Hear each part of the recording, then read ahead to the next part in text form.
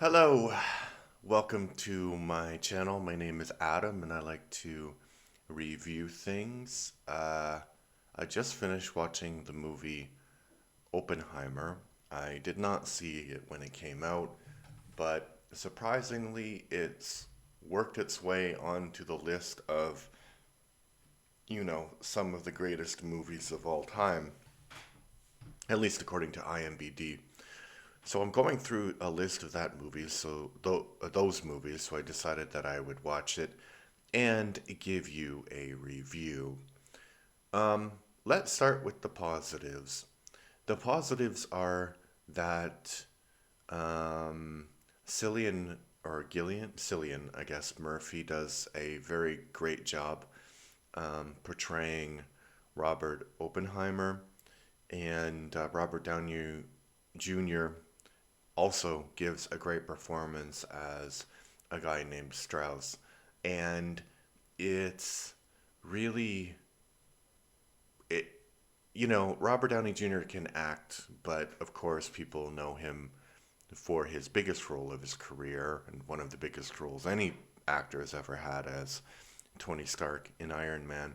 But this gives him a chance to show kind of other facets of his acting range, like maybe more smarmy. Maybe not smarmy, but smarmy in an older kind of way, not like a cool kind of way, more like a slick politician kind of way. So those two performances are really good, but ultimately, I think the film fails. The film was directed by um, Christopher Nolan, and I think maybe it's the only one that he's won an Oscar for, and I think that's a real shame because I don't think it's his best film. And I'm not a huge Christopher Nolan fanboy, but I would say sometimes he is really good at making films that you might not like but are visually interesting, like Inception, or brilliant films like The Prestige.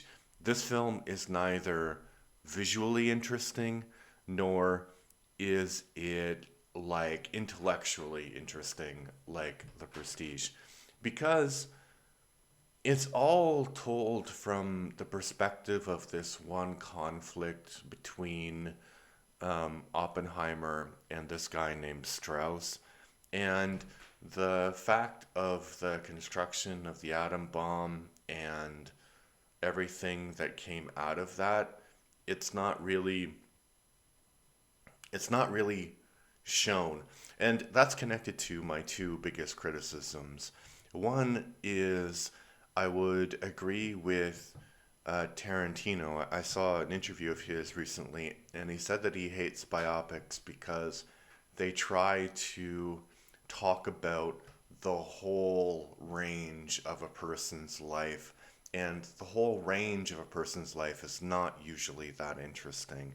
So and this film does it as well. It doesn't talk about his childhood, but it talks when he's like a student, and it goes from him being a student until him being awarded a medal by the President of the United States in the 60s. So it goes, that's like a 50-year period of his life. And the other criticism that I would have for this film, and what I share with a lot of people, is I think that this film was prevented from being shown in Japan. And the reason is the impact of the bombs on Japanese citizens and civilians is not actually shown. You know, Oppenheimer is convinced to support dropping the bomb because he believes that the Japanese wouldn't surrender and that actually dropping the bomb would cause less civilian deaths than an invasion of Japan. And that may or may not be true, but the kind of plot of the movie was him sort of like, I didn't buy actually that he really regretted dropping the bomb, and I think that he did in real life regret it. Um, he felt bad about, maybe not bad, he felt guilt about the situation, And there is a scene in the movie where Truman is talking to Oppenheimer, and he says like no one in Japan is mad at the person who built the bomb.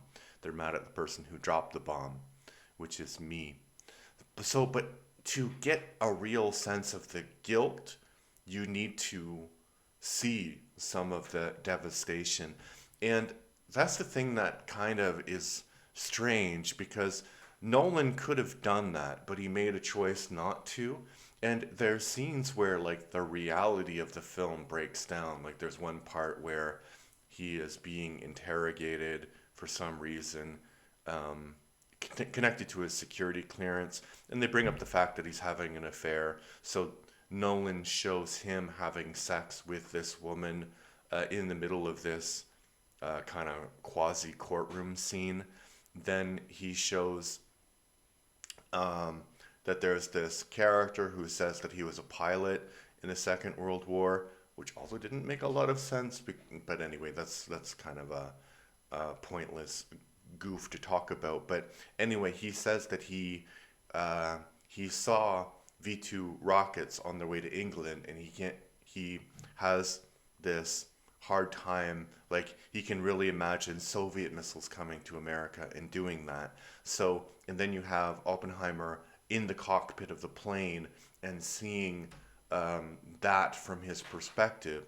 So he could have shown the Japan like maybe not even reality what happened, but Oppenheimer's imagination of what happened, and that's not there. So those are my two biggest criticisms of the film: that it doesn't show the Japanese perspective of the film, and it doesn't show the Japanese perspective of the film, and also any like imagination of what Hiroshima and Nagasaki were actually like on those days. Not great days.